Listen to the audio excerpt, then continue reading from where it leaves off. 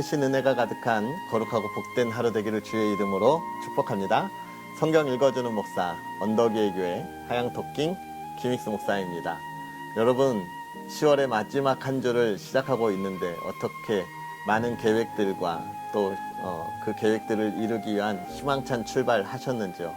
10월 한 달을 이제 마무리하면서 정말 모든 일들을 아름답게 마무리할 수 있었으면 좋겠고, 또 저와 여러분들이 그 바쁜 와중에도 하나님이 만드신 이 아름다운 세상을 한 번씩 돌아보면서 또 그 안에 쉼과 위로함을 가질 수 있었으면 좋겠습니다.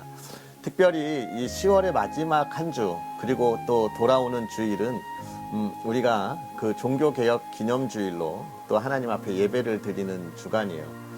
종교개혁이란 많이 들어보셨죠? 로마교회, 우리 천주교회가 하나님 말씀 안에서 많이 성장했지만, 그러나 중세 유럽을 지나면서 그들이 많이 성경에서 벗어나고 또 자기의 유익과 또 자신들의 그런 이익들을 챙기기 위하여 많이 변질된 모습들을 보였습니다. 특히 구원에 관해서 면죄부라든지 또는 행위에 대한 이런 것들을 많이 강조하기 시작했어요. 그런 모습들에 대해서 그것은 성경과 잘못됐다. 구원은 우리가 면죄부를 사거나 우리가 어떤 행위를 통해서 얻을 수 있는 것이 아니라 하나님께서 우리에게 주신 은혜의 선물이다. 그것이 성경이 이야기하는 것이다 라고 이야기하면서 이 로마교회, 이 천주교가 잘못된 것을 가지고 우리가 다시 한번 이야기하고 이걸 고쳐보자 하는 마음으로 독일의 마틴 루터가 1517년 10월 31일에 그 성당, 비텐베르크 성당에 95개조 반박문이라고 하는 걸 붙입니다. 이것은 단순하게 이건 너네 잘못했어 라고 하는 그런 선언적인 것이 아니라, 그 반박문을 붙이는 그런 것은 사실 우리가 잘 알아야 할 건 그런 선언을 했다는 의미가 아니고요. 대학교 교수로서 이런 논제에 대해서 우리가 좀 함께 토론하고 토의했으면 좋겠다고 하는 토론의 주제들을 이렇게 붙여 놓은 거예요. 그래서 95개조 우리가 반박문이라고 이야기를 하는 거죠. 천주교회가 로마교회가 잘못된 것에 대하여 이야기하자라고 하는 것을 붙임으로써 이것이 인쇄술의 발달로 인하여 폭발적으로 전국에 흩어지면서 종교개혁의 시초가 되었습니다. 결국 종교개혁은 무엇을 이야기하고 있는 겁니까?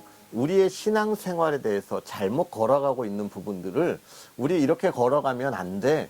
성경이 말하는 대로 올바로 돌아가서 우리 신앙을 온전하게 잘 지키고 하나님이 우리에게 주신 이 구원의 은혜에 대해서 우리가 더욱더 감사하자라고 하는 것을 감사하자, 이렇게 우리의 신앙을 지키는 그런 운동인 거예요. 그래서 사실은 개혁이라는 표현도 좋지만 개혁이라고 하는 것이 돌아가자라고 하는 의미잖아요. 그래서 우리가 이런 생각들을 조금 더 가질 수 있었으면 좋겠습니다. 그래서 이번 한 주간 또 저와 여러분들이 살아가면서 우리의 신앙의 모습들을 좀 돌아볼 수 있는 그런 시간들을 가지면 좋지 않을까, 이런 생각들을 해보게 돼요. 내가 처음 만났을 때, 예수님을 처음 만났을 때의 그 기쁨, 그 은혜, 내가 그 안에서 정말 너무 감사해서 흘렸던 그 눈물들이 있는데, 지금 내가 교회에 가면서 그런 눈물들이 메마르고 또 그런 감사가 역시 메마르고 있다면 무엇이 잘못됐는지 우리의 신앙을 돌아보고 내가 예수님을 처음 만났을 때의 그 기쁨을 회복할 수 있는 그런 시간들을 가지면 어떨까 싶습니다.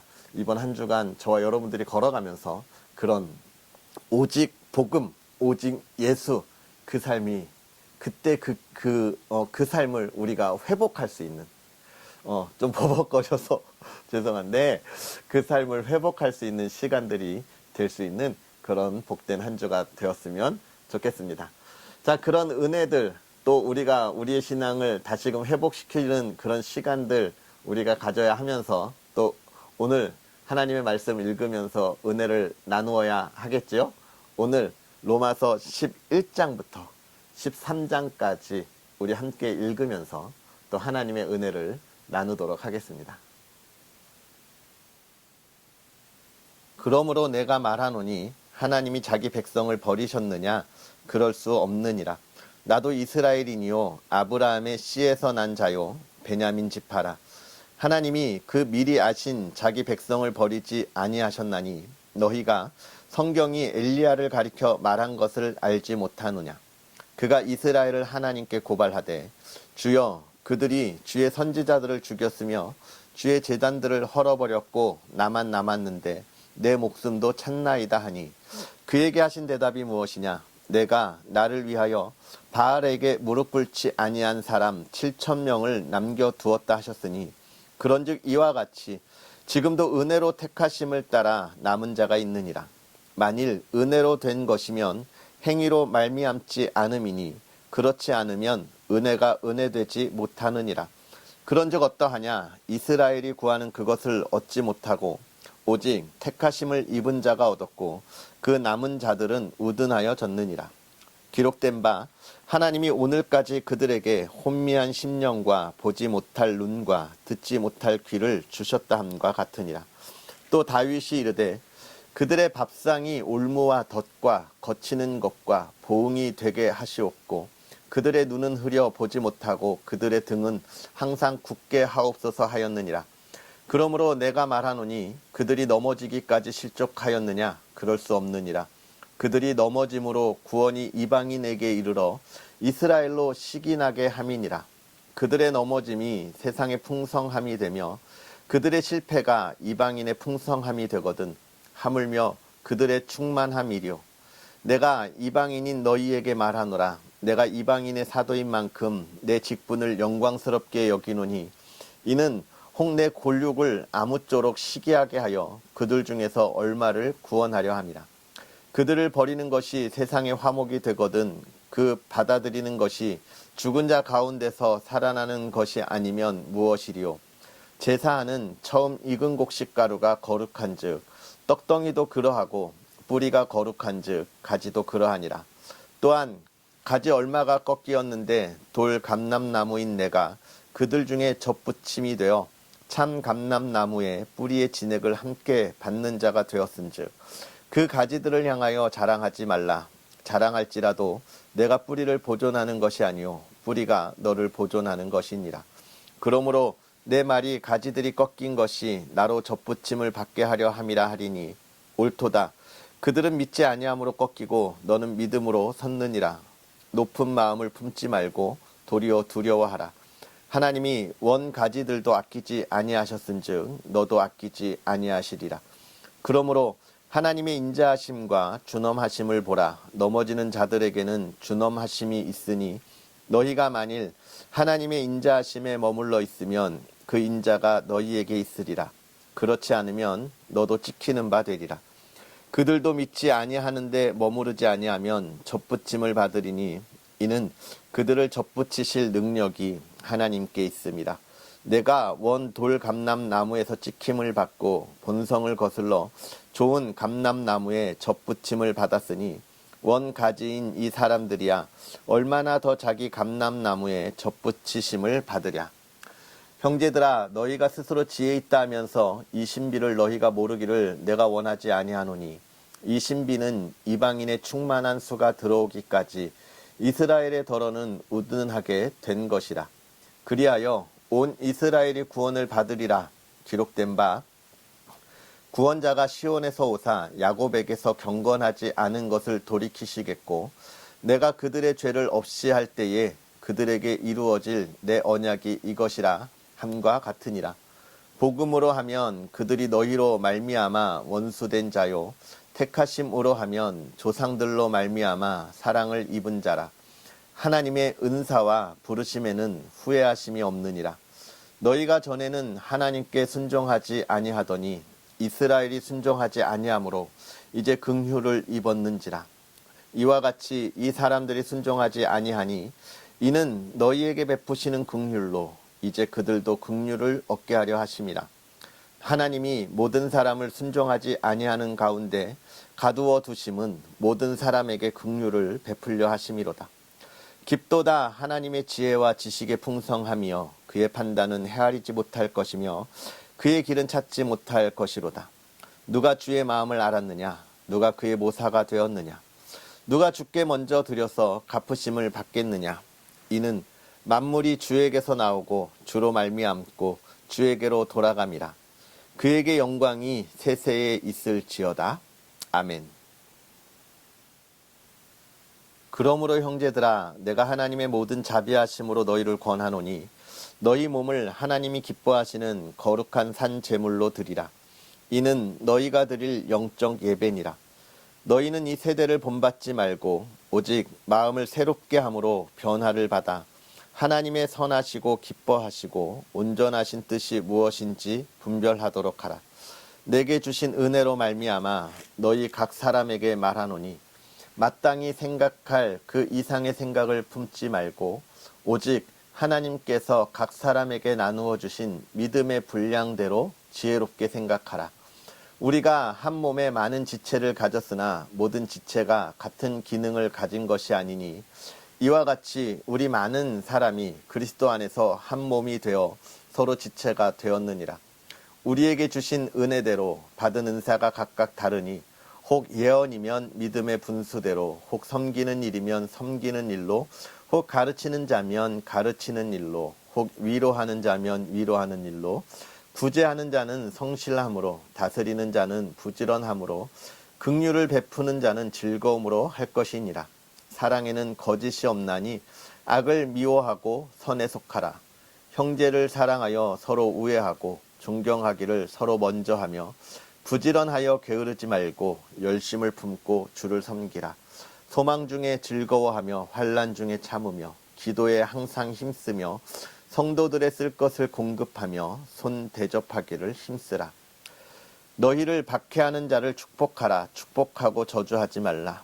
즐거워하는 자들과 함께 즐거워하고 우는 자들과 함께 울라. 서로 마음을 같이하며 높은 데 마음을 두지 말고 도리어 낮은 데 처하며 스스로 지혜 있는 채 하지 말라. 아무에게도 악을 악으로 갚지 말고 모든 사람 앞에서 선한 일을 도모하라. 할 수 있거든 너희로서는 모든 사람과 더불어 화목하라. 내 사랑하는 자들아, 너희가 친히 원수를 갚지 말고 하나님의 진노하심에 맡기라. 기록되었으되 원수 갚는 것이 내게 있으니 내게 갚으리라고 주께서 말씀하시니라. 내 원수가 줄이거든 먹이고 목마르거든 마시게 하라. 그리함으로 내가 숯불을 그 머리에 쌓아 놓으리라. 악에게 지지 말고 선으로 악을 이기라. 각 사람은 위에 있는 권세들에게 복종하라. 권세는 하나님으로부터 나지 않음이 없나니 모든 권세는 다 하나님께서 정하신 바라. 그러므로 권세를 거스르는 자는 하나님의 명을 거스름이니 거스르는 자들은 심판을 자취하리라. 다스리는 자들은 선한 일에 대하여 두려움이 되지 않고 악한 일에 대하여 되나니 내가 권세를 두려워하지 아니하려느냐. 선을 행하라.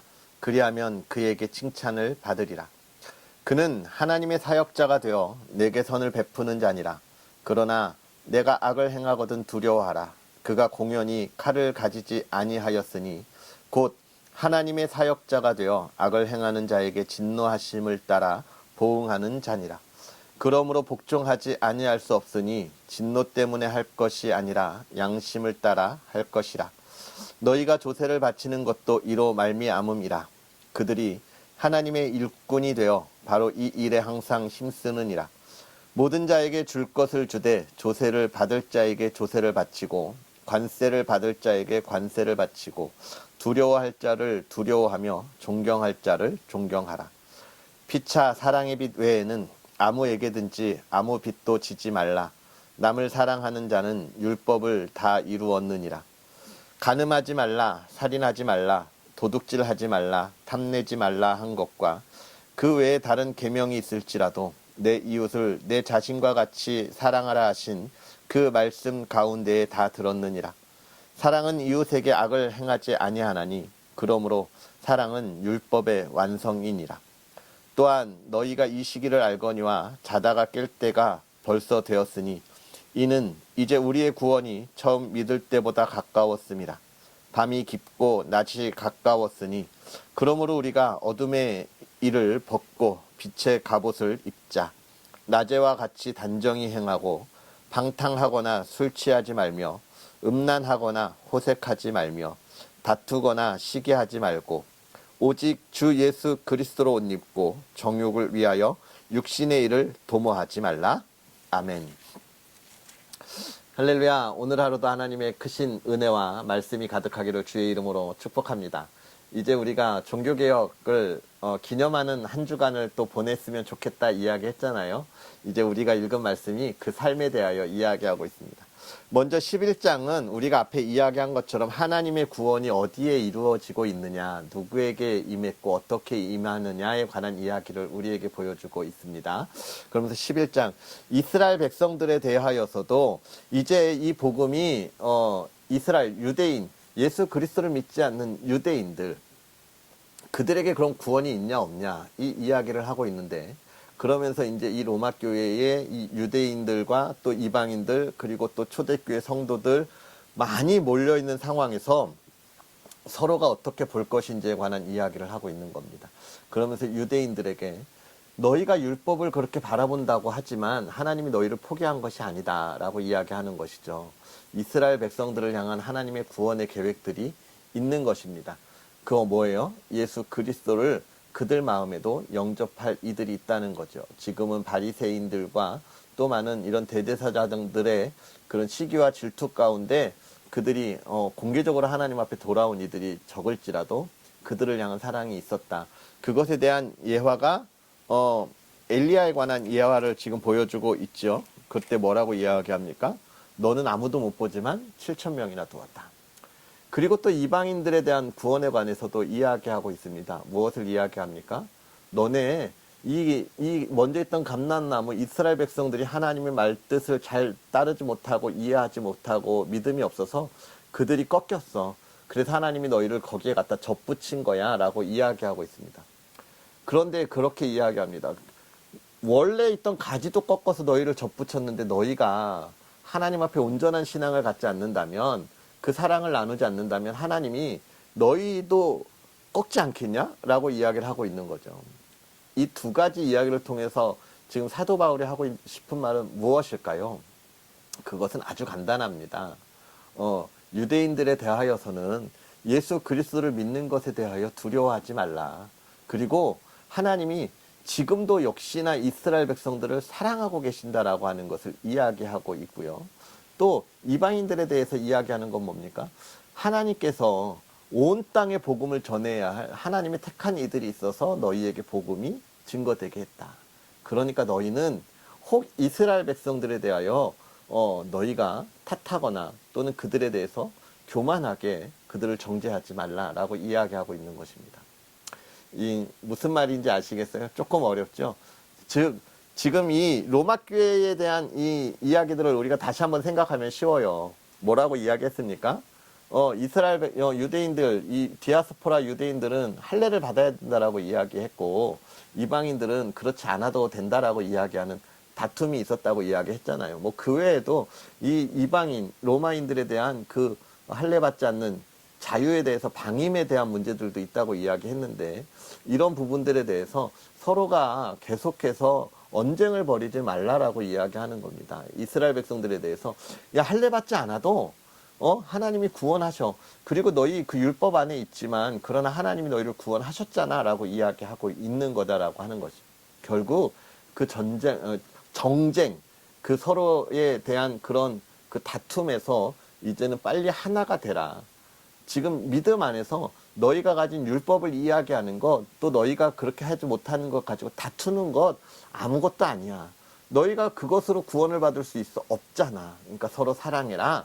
서로 그리스도 안에서 하나가 되라라고 이야기하고 있는 것입니다. 오늘 우리가 하나님 앞에서 살아갈 때 우리의 이런 모습 하나, 내가 갖고 있는 기준 하나 때문에 상처받는 우리의 이웃의 성도가 얼마나 많은지 모릅니다. 그들을 우리가 사랑으로 감싸줄 수 있는 그리스도인이 되어야 한다. 하나님은 나를 결코 포기하시지 않는다라는 것이죠. 이렇게 11장까지 그 이스라엘 로마 교회에 대해서 구원에 관한 이야기를 잘 이야기해줘요.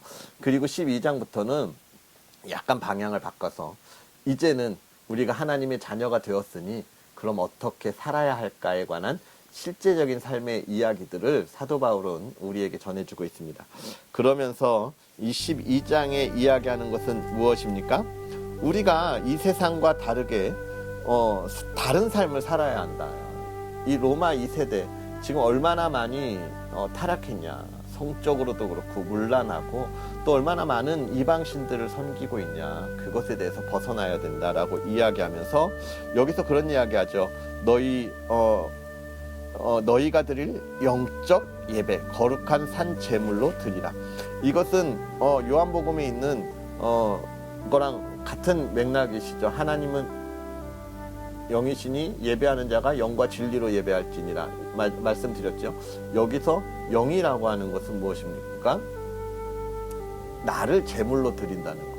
나를 제물로 드려서 하나님이 이제 내 삶은 내 것이 아닙니다라고 이야기하는 거라 말씀드렸는데 오늘 여기서 또 그 산 제물로 드리라라고 이야기를 했고 이제는 산 제물로 예배를 드리면서 이제 나는 내 것이 아닌 거예요. 하나님께 드린 것이니까 그런 하나님께 드린 자들의 삶에 관한 것들을 이야기하는데 그 삶에 대해서도 뭐라고 이야기합니까?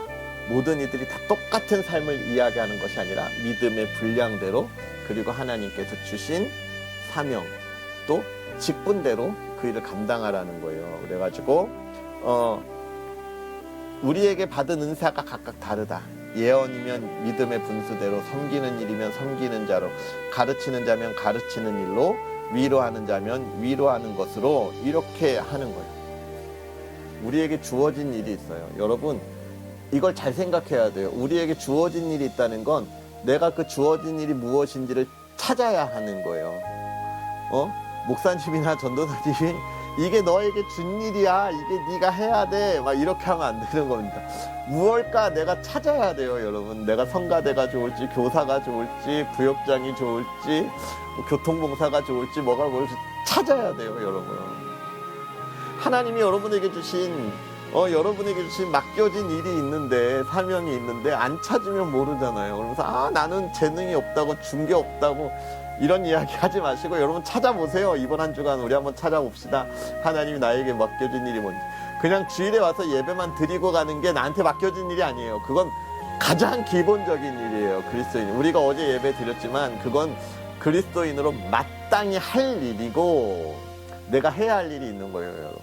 제가 여러분과 이렇게 성경을 매일 읽어가는 이 일을 찾은 것처럼 여러분 이거 찾은 거예요. 제가 얼마나 힘들게 그래서 놓지 않고 지금 가잖아요. 여러분에게 맡겨진 일은 무엇입니까? 찾아야 되는 거예요, 여러분. 아무것도 안 주신 그리스도인은 한 명도 없습니다. 그렇게 찾아야 되는 것들을 우리가 또 봐야 되고 또 13장에 가면 세상의 권세에 대해서 이야기해요.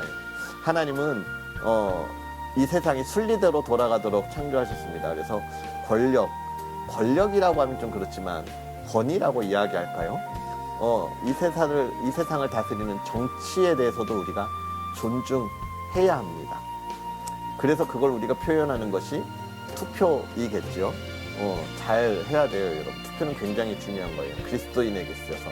왜냐하면 그것을 우리가 존중하는 표시이기 때문에 그렇고 또 존중으로 끝나는 것이 아니라 이야기하잖아요. 권력자들에 대해서도 어떻게 이 나라를 이끌어갈 건지에 대해서 이야기하고 있는데 그렇게 하나님의 뜻대로 이끌어갈 수 있는 사람들을 우리가 기도하면서 뽑아야 하기 때문에 그렇습니다. 그래서 하나님이 이 세상의 그 정치와 무관하다 그런 게 아니라 그리스도인들을 통하여 나라가 하나님의 뜻대로 이끌어가게 하신다라고 하는 것을 우리가 기억해야 하고 또 뽑았다면 내가 원하는 사람이 아니더라도 하나님의 계획 가운데 이루어진 것을 우리가 기억하고 또 그들에게도 신뢰함으로 우리가 기회를 줘야 하는 거죠. 내가 지지하는 사람이 아니라고 해서 비방만 할 것이 아니라 또 내가 지지하는 사람이라고 해서 덮어놓고 두둔만 할 것이 아니라 우리가 온전하게 냉정하게 정확하게 바라보고 그것에 대해서 또 언제요? 다음번 선거 때 이야기할 수 있는 그런 모습들. 그래서 지금 뽑힌 일꾼들에 대해서는 우리가 어떻게 해야 합니까? 그들이 잘 일할 수 있도록 우리가 바라보아야 하죠. 그러나 그 바라봄도 하나님의 뜻 안에서입니다. 하나님이 말씀하시는 것이 우선이에요. 우리가 늘 그것들은 우리의 마음속에 깊이 가지고 있어야 합니다. 이런 그리스도인으로 하나님은 이 세상을 하나님의 나라 넓히시고 또 예수 그리스도의 향기가 가득하게 하신다는 것을 기억하면서 저와 여러분이 있는 곳에 그 작은 향기를 펼쳐내는 그런 복된 사람, 또 복된 하루 되었으면 좋겠습니다. 기도하겠습니다. 살아계셔서 역사하시는 하나님, 오늘도 우리에게 귀한 은혜로 하나님의 말씀을 바라보며 또 깨닫고 풍성한 은혜를 나누게 하시니 감사합니다. 하나님, 우리에게 주어진 그 예수 그리스도의 은혜로 또 우리가 그 삶을 누리는 이 구원의 은혜가 얼마나 귀한지 다시금 깨닫는 믿음의 사람들 되게 하시고, 하나님으로부터 받은 이 구원의 선물로서 우리가 이 세상을 살아갈 때에 믿음의 자녀로서 아름답고 복된 소식을 전하며 이 땅을 바꿔가는 믿음의 사람들 되게 하옵소서. 우리가 있는 곳에 예수 그리스도의 향기가 넘쳐나게 하시고 하나님의 빛이 이 세상을 밝게 비추게 하사 세상의 모든 악들이 사라지고 또 하나님 모든 죄악들이 떠나가는 그런 놀라운 역사들이 있게 하여 주옵소서. 주의 사랑하는 이들을 통하여 평안이 있게 하시고 기쁨이 넘치게 하시고 또 그 삶을 증거하게 하여 주옵소서. 사랑하는 이들이 그 삶을 위하여 나아갈 때 온전한 신앙을 돌아보는 한 주의 삶을 살아가기를 원합니다. 종교개혁의 그 아름다운 신앙의 회복의 모습들이 우리의 삶에서 다시금 솟아나게 하여 주옵소서. 사랑하는 이들의 가정을 하나님 돌보아 주셔서 믿음의 가정이 되게 하실 때 하나님 건강 지켜주시고 또 사랑으로 하나 되게 하시고 하나님 정말로 믿음의 가정들이 이 세상을 밝게 비출 수 있도록 은혜를 더하여 주옵소서. 하나님께서 허락하신 가정, 세상의 근심 걱정이 떠나가고 하나님이여 풍요로움을 누릴 수 있도록 은혜를 더하여 주옵소서. 건강 지켜주시고 하나님을 향한 찬양이 끊이지 않게 하옵소서. 하나님의 기쁨이 가정에 가득하기를 원하오며 예수님의 이름으로 축복하고 기도하옵나이다. 아멘.